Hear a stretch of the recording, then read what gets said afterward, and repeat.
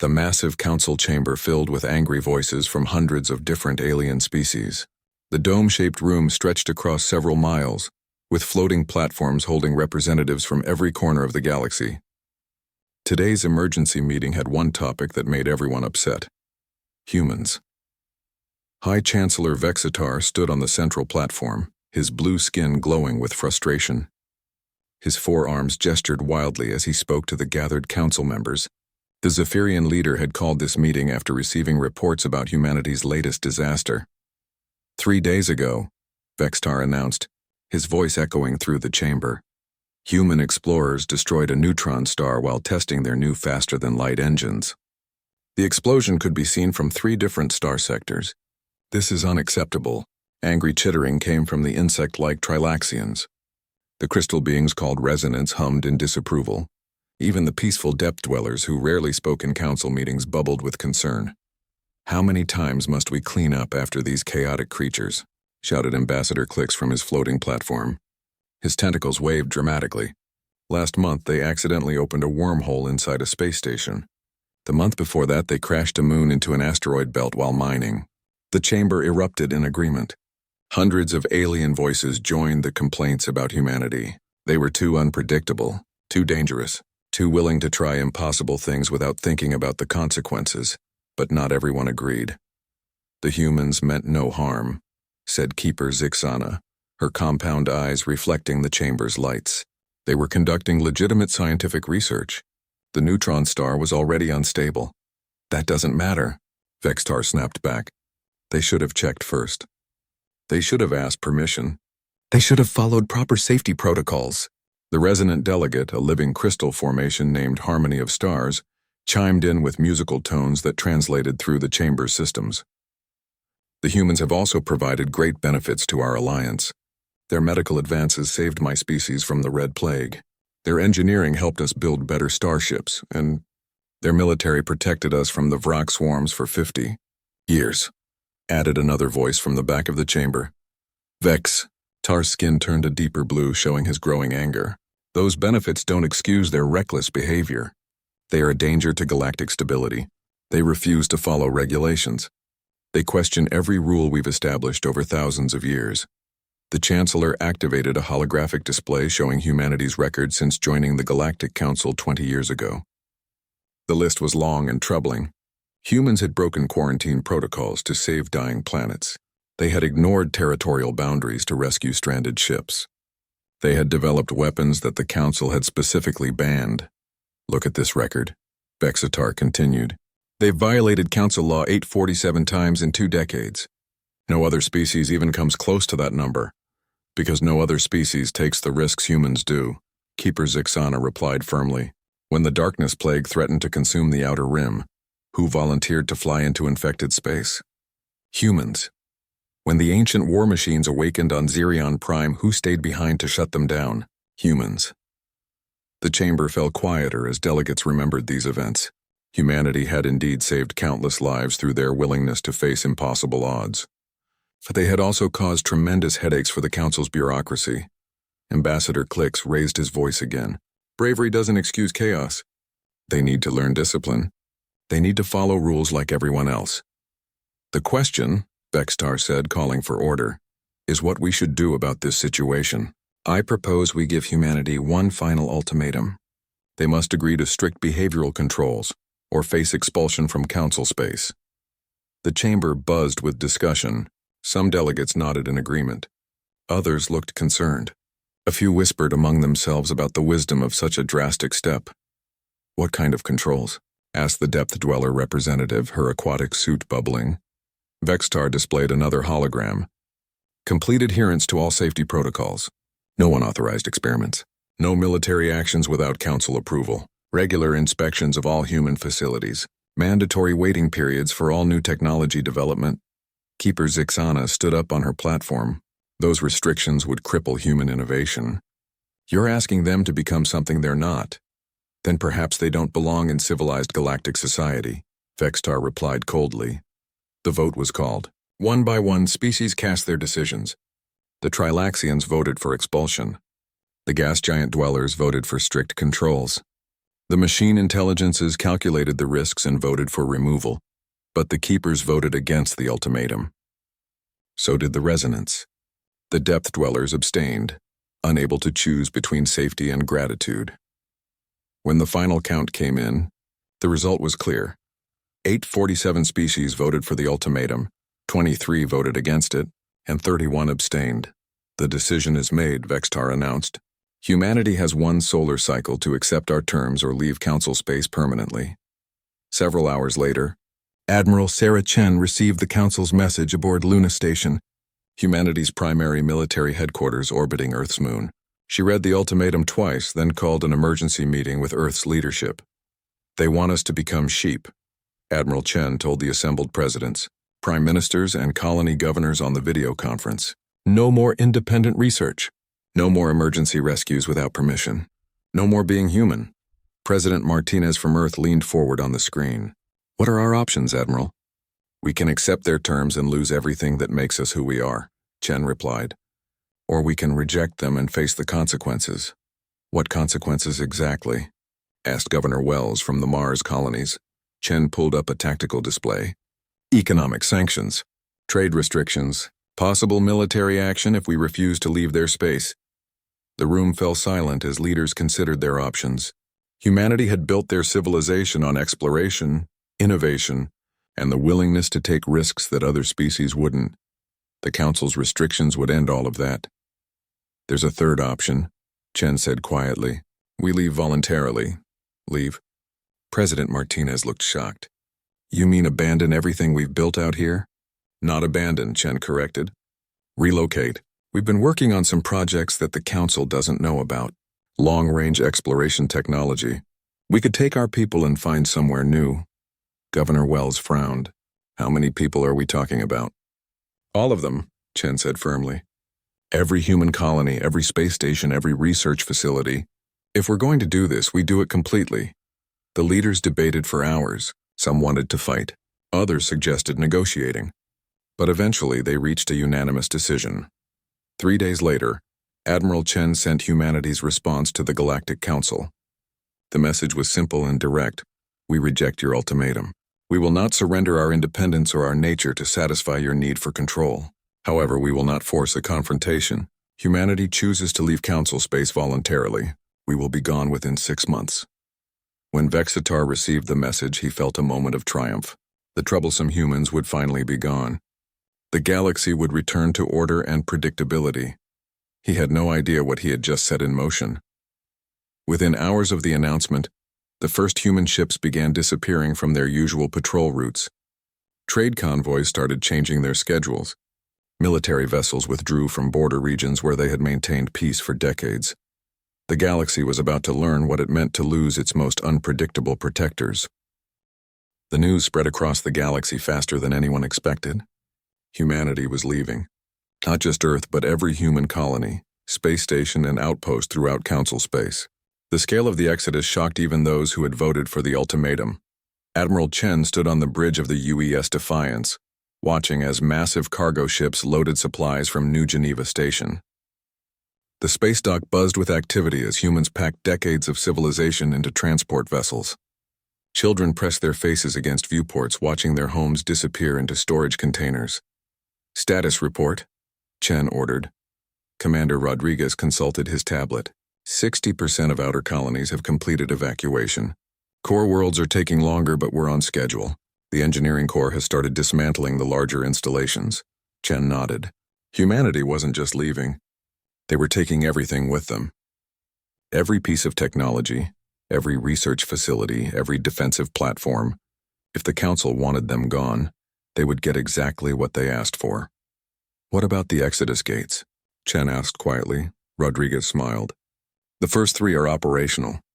The engineering teams say they can have 12 more ready within the month.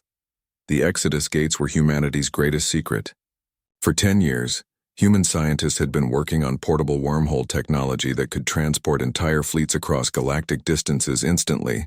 The project had been hidden in classified research facilities, funded through black budgets that the Council never saw. Each gate could create a stable wormhole lasting several hours, long enough to move hundreds of ships through to predetermined coordinates.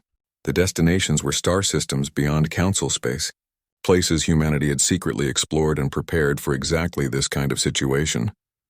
Meanwhile, across the galaxy, the first signs of trouble were already appearing. Captain Zexhai of the Trilaxian trade vessel Evening Prophet found himself face-to-face with 3 Vrak swarm fighters near the Kepler shipping lanes. The insectoid pirates had appeared out of nowhere, demanding his cargo. "This is impossible," Zexhai clicked to his crew. "The human patrol ships always keep this route clear."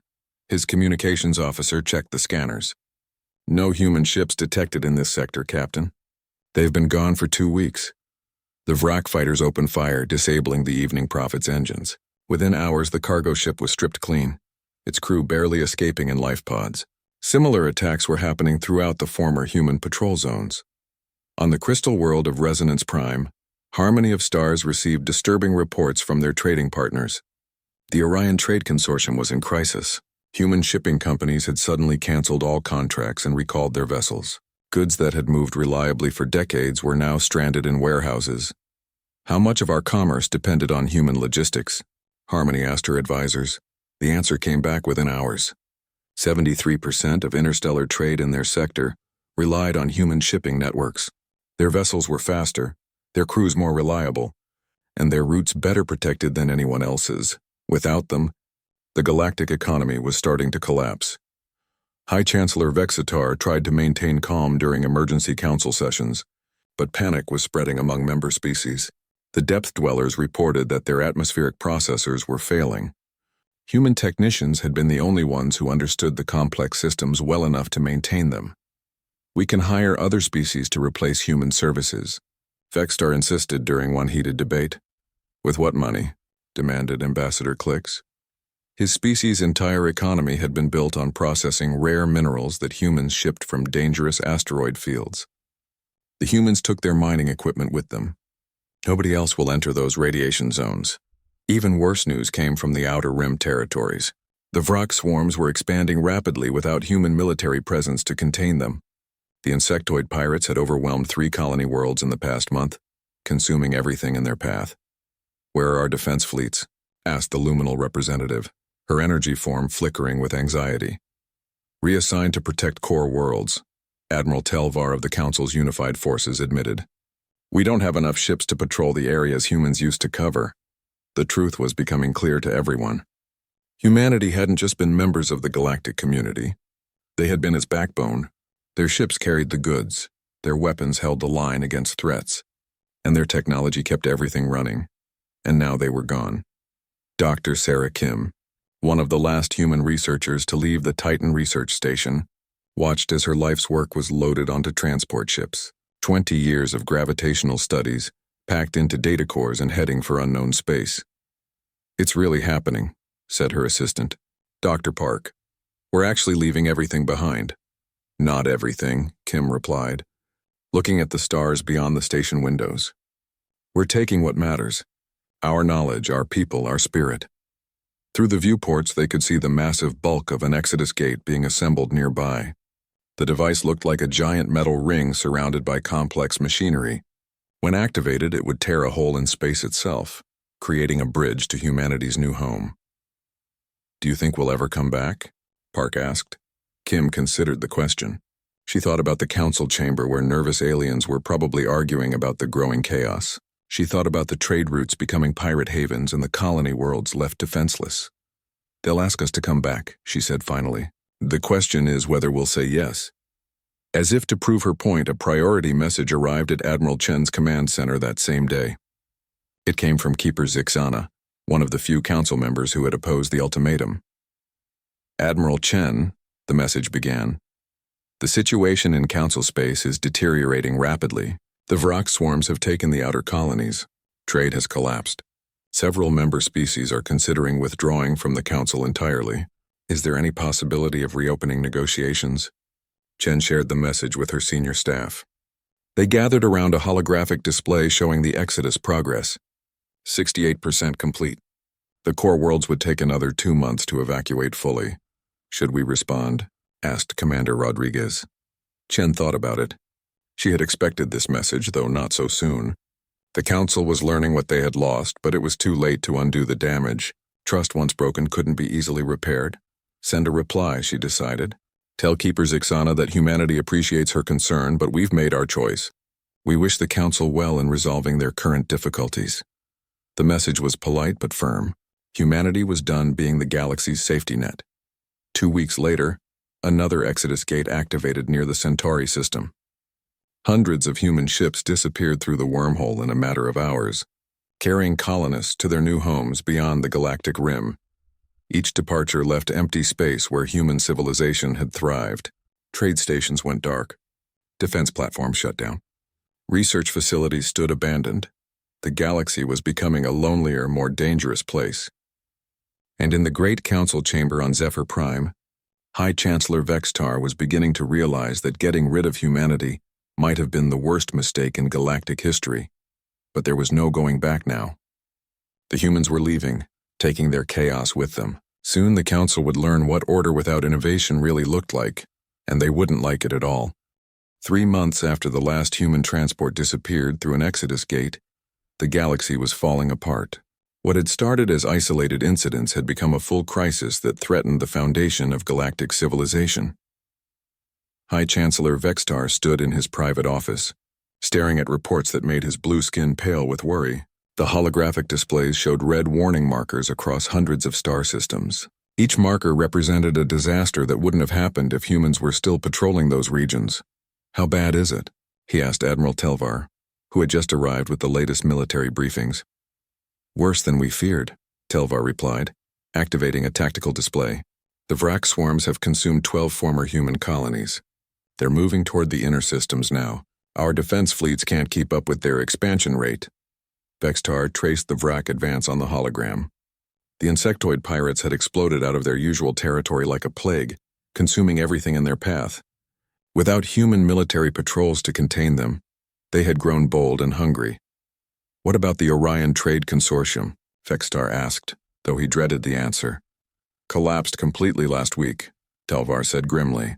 Without human shipping and protection, they couldn't maintain their supply chains. Half their member worlds have stopped paying taxes. The other half are making individual deals with whoever can still move cargo.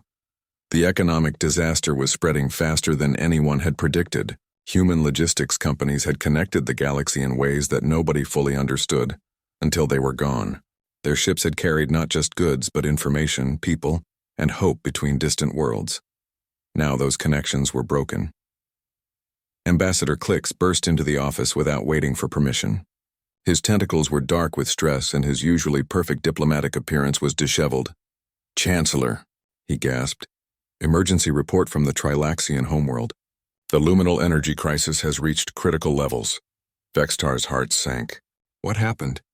"Their crystal fuel refineries have shut down," Clix explained rapidly. "Apparently all the processing equipment was built and maintained by human engineers. Nobody else understands how to operate it. The luminals are threatening to leave the Council if we don't find a solution." This was the nightmare scenario Vextar had tried to avoid.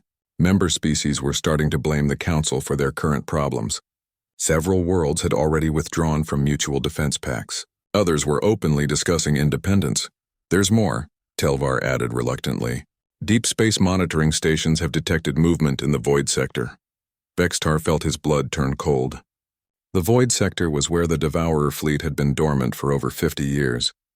The ancient mechanical ships were humanity's most closely guarded secret, a threat so terrible that only human commanders had been trusted with the full details. "How much movement?" Vextar asked quietly. 3 Devourer ships have activated. Long-range sensors show them beginning to move toward the galactic rim. At their current speed, they'll reach inhabited systems within 6 months. The room fell silent. Everyone knew the stories about the Devourer fleet, even if they didn't know the full truth. Ancient machines that consumed entire civilizations, turning planets into raw materials for their endless expansion. They had been quiet for decades, but something had changed. Why now? Vextar wondered aloud. "The humans," Telvar said simply. "They must have been doing something to keep the Devourers inactive." Now that they're gone, he didn't need to finish the sentence. Without humanity's unknown methods of containing the ancient threat, the galaxy faced extinction. On the crystal world of Resonance Prime, Harmony of Stars called an emergency meeting of the remaining moderate council members. Her crystalline form chimed with distress as she addressed the small gathering. "We must contact the humans," she declared. "This crisis threatens all life in the galaxy." Keeper Zixana, attending via hologram from her distant homeworld, clicked agreement. "The Vrak swarms have reached our outer settlements. My people are evacuating entire star systems. We cannot fight this alone, but how do we contact them?" asked the Depth Dweller representative. "They vanished completely. Our communication networks can't reach beyond the galactic rim." The question haunted everyone. Humanity had disappeared so thoroughly that they might as well have ceased to exist. No signals, no trace, no indication of where they had gone. Meanwhile, in a hidden monitoring station deep in asteroid field XK-739, Dr. Sarah Kim watched the galactic crisis unfold on her screens. The station was one of several secret observation posts that humanity had left behind, equipped with long-range sensors and quantum communication arrays. "The devourers are moving," reported Dr. Park, studying the sensor data. "3 ships so far, but the readings suggest more are awakening." Kim nodded grimly. She had been part of the team that developed humanity's devourer containment protocols. The ancient machines responded to specific electromagnetic frequencies that human technology generated naturally. Without that interference, they would eventually wake up and resume their destructive mission. "Send a report to Admiral Chen," Kim ordered. "Priority 1. The Council needs to know what they're facing." The message traveled through hidden quantum relays to humanity's new home in the Andromeda Galaxy, where Admiral Chen was overseeing the construction of New Terra, humanity's first major city beyond the galactic rim. When Chen received the report, she gathered her senior staff immediately. The holographic display showed the spreading chaos in their former home galaxy. Red zones marked Vrak expansions, yellow areas showed economic collapse, and ominous purple indicators tracked the awakening devourer fleet. "How long do we have?" asked Commander Rodriguez. 6 months before the devourers reach inhabited space, Chen replied. "Maybe less if more ships activate. What about the Council? Any official requests for help?" Chen shook her head. "Nothing official. A few private messages from moderate members, but High Chancellor Vextar is still pretending everything is under control." The irony wasn't lost on anyone. The same council that had demanded humanity's conformity or exile was now facing threats that they couldn't handle alone, but pride in politics prevented them from asking for help. "Admiral," said Dr. Lisa Zhang, humanity's chief xenobiologist, "we have a moral obligation to warn them about the devourers. Even if they expelled us, we can't let billions die." Chen considered this. The human colonies in Andromeda were thriving beyond all expectations. They had discovered rich worlds, made contact with friendly alien species, and begun building a new civilization free from council restrictions. But they had also left friends behind. The Keepers, the Resonants, and even some individual members of hostile species who had shown kindness to humans over the years. "Prepare a general broadcast," Chen decided. "Long-range, high-power transmission back to Council space. Include everything we know about the Devourer fleet and how to contain them." "Should we identify ourselves as the source?" Rodriguez asked. Chen thought about it. Revealing that humanity was still monitoring the galaxy might cause more problems, but withholding critical information would cost lives. "Yes," she said finally. "Full identification. If they want our help with this crisis, they need to know who they're dealing with." The transmission took 3 days to prepare. It contained detailed technical specifications, tactical assessments, and most importantly, instructions for building the electromagnetic interference generators that could keep the devourers dormant. When the message reached Council space, it created a sensation. Not only were the humans still alive, but they had been watching the crisis unfold. More shocking still, they possessed the knowledge to solve the galaxy's greatest threat. High Chancellor Vextar read the transmission in private, his pride warring with desperate necessity. The humans had given them everything they needed to survive, asking nothing in return. It was the most humiliating gift in galactic history, and it was only the beginning of what the Council would learn about their terrible mistake. 6 months after humanity's departure, the galaxy had become a nightmare. High Chancellor Vextar sat in his command center watching real-time feeds of the Trilaxian homeworld being consumed by the Vrak swarms. The insectoid pirates had grown beyond anyone's worst fears. their numbers multiplying as they devoured entire civilizations. Evacuation ships are overwhelmed, reported Admiral Telvar, his voice hollow with defeat. We can't get everyone off the planet in time. On the main screen, massive Vrak hive ships descended through Trilax's atmosphere like living storm clouds. Below them, the planet's crystal cities crumbled under the assault of billions of hungry insects. It was the 13th world to fall this month. What about the Devourer fleet? Vextar asked, though he feared the answer. 7 ships active now, Telvar replied. They've systematically dismantled the Kepler shipyards and the Vega mining complex. At their current rate of expansion, they'll reach the core worlds within 3 months. Vextar stared at the tactical display showing red zones spreading across the galaxy like an infection. Each red marker represented a lost world, a failed civilization, a people who would never return home. The Council's own defense fleets were stretched impossibly thin. Ships designed for peacekeeping missions found themselves facing enemies that required true military might. The results were predictably disastrous. Sir, a communications officer called out, we're receiving another emergency plea from the Luminal Collective. Their homeworld's energy grid is failing completely. The energy beings were dying. Without human-maintained crystal refineries, they couldn't process the fuel needed to sustain their civilization. Several luminal communities had already flickered out of existence, their light fading forever. Chancellor, Admiral Telvar said quietly, I think it's time we formally requested humanity's return. The words hung in the air like a death sentence. Vextar's pride as leader of the galactic community was in ruins, but his people were dying. The choice was no longer about politics or principle. It was about survival. Draft the message, Vextar said finally. Full diplomatic immunity. Complete restoration of council membership. Whatever they want. The emergency council session that followed was unlike anything in galactic history. Representatives from across the surviving systems gathered in the Great Chamber, many appearing as holograms because travel had become too dangerous. We call upon our former allies to return, Vextar announced to the assembled delegates. The human species is hereby granted full restoration of membership privileges and complete amnesty for all past violations of council regulations. The chamber erupted in desperate agreement. Species that had once complained about human chaos now begged for their return. Even the most conservative delegates voted unanimously for the recall resolution. But when the formal invitation was transmitted to human space, the response was not what anyone expected. Admiral Chen's image appeared on screens throughout the council chamber 3 days later. She looked older, more confident, and completely at peace with her situation. Behind her, through the viewports of her ship, alien stars sparkled in unfamiliar constellations. High Chancellor Vextar, Chen began, her voice calm and measured. We received your invitation to return to council space. While we appreciate the gesture, humanity must respectfully decline. The chamber fell silent. This was impossible. Everyone knew humans were emotional, impulsive creatures who would rush to help anyone in need. They should have been racing back to save their former allies. However, Chen continued, we are not without compassion for your current difficulties. We understand that the Vrak swarms and Devourer fleet pose existential threats to galactic civilization. Hope flickered in the council chamber. Perhaps the humans would help after all.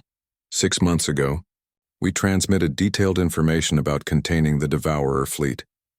We note that these instructions have not been implemented by any council member species. We also provided tactical assessments of Vrak weaknesses that remain unused in your military databases. Vextar felt his face burn with shame. The human information had been dismissed by military commanders who considered it beneath their dignity to follow advice from exiles. We encourage the surviving council members to work together, share resources, and implement the solutions we have already provided. The tools for your salvation are within your grasp. You simply need the will to use them. Ambassador Clix raised his voice from his platform. Admiral Chen, our species lack the technical expertise to build your electromagnetic generators. We need human engineers to construct them. Chen's expression didn't change. Then you will need to develop that expertise. Necessity has always been humanity's greatest teacher. Perhaps it can be yours as well. Please, called out Harmony of Stars, her crystalline form flickering with distress. Our worlds are dying. Our people are suffering. Surely you won't abandon us completely. For the first time, Chen's composure softened slightly. "We do not abandon our friends," she said gently. "But neither will we return to a system that demanded our exile for being who we are. You voted 847 to 23 to remove us from your society. That decision has consequences. What can we do?" Vextar asked desperately. "How can we prove that we've learned from our mistakes?" Chen leaned forward and her expression became serious. "Survive. Work together. Stop looking for someone else to solve your problems. The galaxy needs to learn that cooperation comes from choice, not desperation." The transmission ended, leaving the council chamber in stunned silence. The humans weren't coming back. They had grown beyond the need for galactic society, while that same society crumbled without them. Over the following weeks, something unprecedented began to happen. Faced with extinction, the surviving council species started working together in ways they never had before. The keepers shared their hive mind coordination techniques. The resonance taught crystal technology to other species. Even the proud Zephyrians began accepting help from cultures they had previously considered inferior. Dr. Vexmore, the Chancellor's own nephew and a leading Zephyrian physicist, made the first breakthrough. Working with a team of mixed-species engineers, he successfully built a prototype electromagnetic generator based on human specifications. "It works," he reported to his uncle with amazement. "The devourer ship we tested it on went completely dormant within hours." More breakthroughs followed. The Trilaxian survivors, hardened by their homeworld's destruction, developed new military tactics that proved effective against Vrak swarms. The Depth Dwellers' aquatic engineering helped restore several crystal refineries using improvised techniques.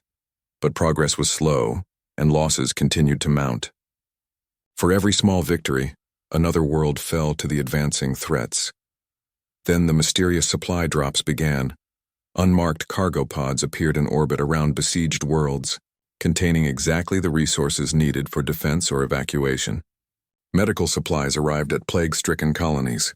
Advanced weapons materialized near outgunned defense fleets. The pods carried no identification, but their technology was unmistakably human. "They're still watching us," Admiral Telvar told Chancellor Vextar after analyzing the latest delivery. "Somewhere out there, humans are monitoring the situation and sending help when it's most needed." Vextar studied intelligence reports from across the galaxy. Devourer ships had mysteriously shut down in several systems, their ancient programming apparently overridden by unknown signals. Vrak hive fleets had been found drifting dead in space, their navigation systems scrambled by phantom transmissions. "They're protecting their friends," Vextar realized.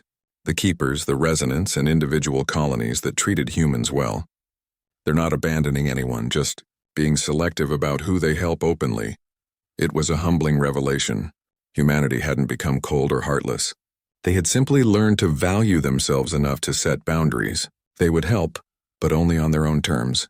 The galaxy was learning to survive without human leadership, but under human protection. It was a new kind of relationship, one built on mutual respect rather than dependency.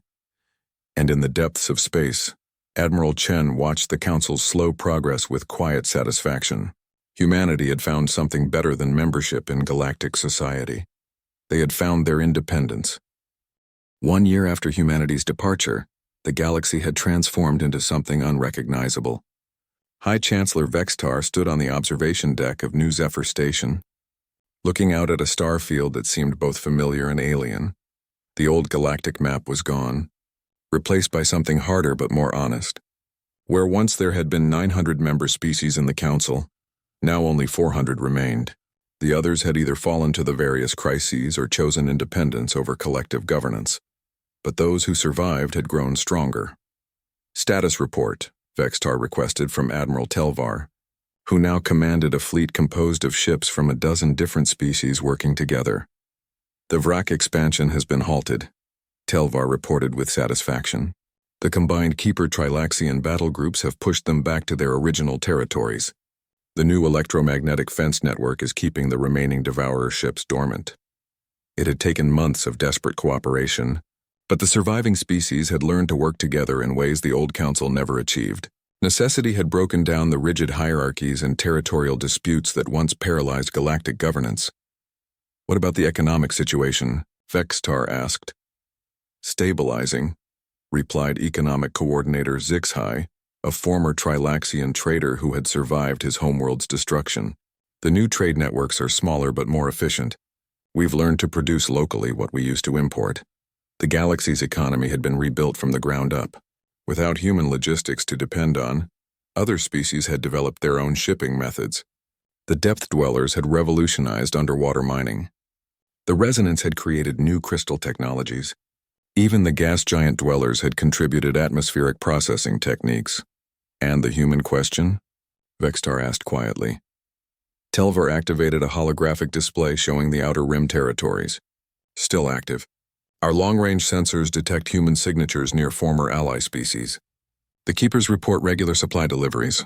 The Resonants say human ships sometimes appear during emergencies. It was the galaxy's new reality. Humanity existed on the margins, helping their friends while remaining officially absent from galactic affairs. They had become legends rather than neighbors, stories rather than citizens. Sir, a communications officer announced, we're receiving a priority transmission. Source unknown, but the encryption patterns are human. Vextar's heart skipped. It had been months since the last confirmed human communication. Put it through. Admiral Chen's image materialized in the center of the command deck. She looked different than before, more relaxed but also more serious. Behind her, the viewport showed not the familiar stars of their galaxy, but the alien constellations of some distant realm. Chancellor Vextar, Chen began without preamble. I trust you and your people are well. Admiral Chen, Vextar replied formally. We are surviving. The galaxy has adapted to your absence, Chen nodded approvingly. We've been watching your progress. The cooperation between former enemies has been impressive. The Keeper Trilaxian alliance exceeded our expectations. You've been helping, Vextar said. It wasn't a question. Selectively, Chen admitted. We protect those who showed us friendship. We assist those who are willing to learn, but we no longer serve as the galaxy's safety net. Vextar felt a familiar pang of shame. The humans had been willing to sacrifice themselves for galactic peace for decades, and the Council had repaid them with exile. Where are you now? He asked. Chen's expression became distant. Andromeda Galaxy. We've established colonies on 17 worlds and made contact with 3 indigenous species. It's everything we hoped it would be. But that's not why you're calling, Vextar guessed. Chen's demeanor turned serious. No. We've discovered something that concerns both our peoples. Long-range sensors have detected activity in the void between galaxies. Something is coming. A new holographic display activated showing deep space astronomical data. Vextar studied the readings with growing alarm. Massive energy signatures were moving through intergalactic space, following trajectories that would bring them to both the Milky Way and Andromeda. What are they? Telvar asked. We're not certain, Chen replied. The energy patterns don't match any known species or technology. They're larger than anything we've encountered, and they're definitely artificial. How long do we have? Vextar asked, though he dreaded the answer.